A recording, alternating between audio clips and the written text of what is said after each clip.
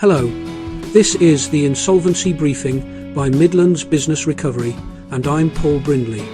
It's the first Monday of the month, and we've got 5 insolvency stories from the last 2 weeks that every director and advisor should know about, plus practical steps to take this week.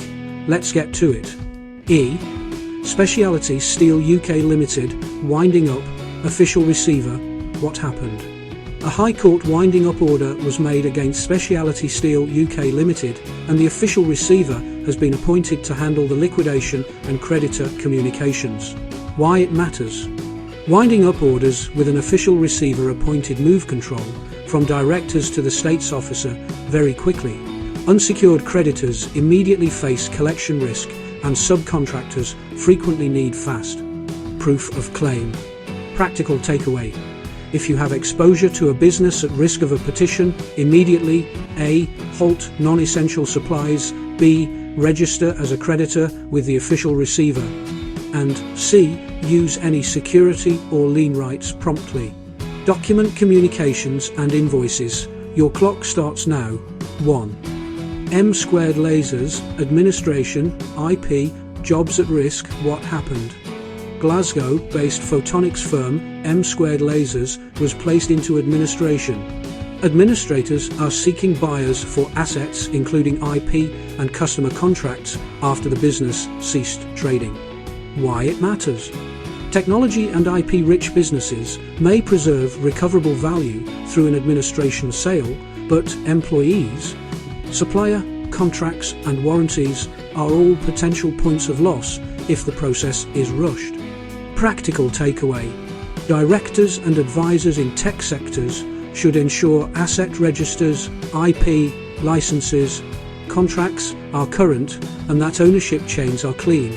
That materially improves sale prospects in administration and protects value for creditors. Street Bs. Notice of intention to appoint administrators. What happened? Data. Platform Street Bs filed a notice of intention to appoint administrators as a protective measure to pursue investment or a sale process. Why it matters? An NOI is a defensive step directors can use to stabilize a sale or financing process, but it signals serious distress to customers, suppliers, and investors. Practical takeaway. If you consider an NOI, line up advisors and potential bridge funding beforehand.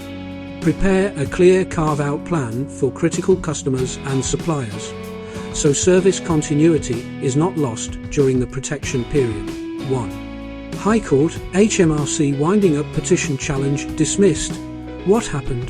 The High Court dismissed DG Resources' attempt to block an HMRC winding up petition, confirming that HMRC petitions are likely to proceed where service and HMRC's underlying claim are properly evidenced. Why it matters? HMRC petitions remain a powerful enforcement route.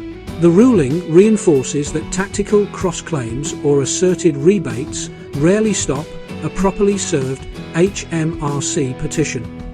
The courts expect firm evidence, not alleged counterclaims. Practical takeaway. Directors must treat HMRC correspondence as an acute solvency trigger. Engage with HMRC early, gather documentary proof of any counterclaims or rebates, and consider paying into court or negotiating an agreed timetable if a petition appears imminent.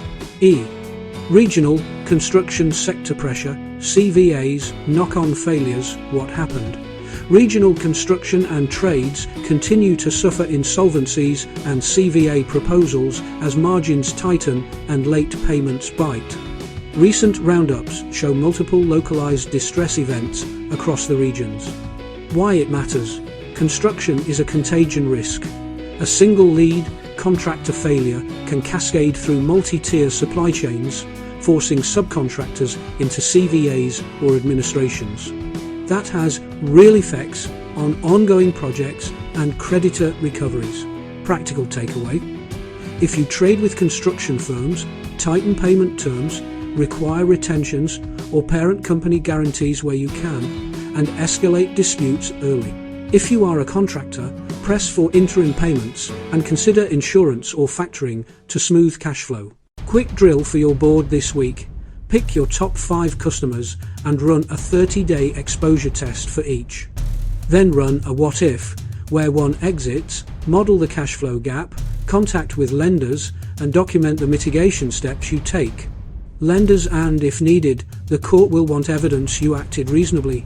That's today's insolvency briefing. If you're exposed to any of the stories we've covered, act now rather than wait. I'm Paul Brindley. See you on the third Monday.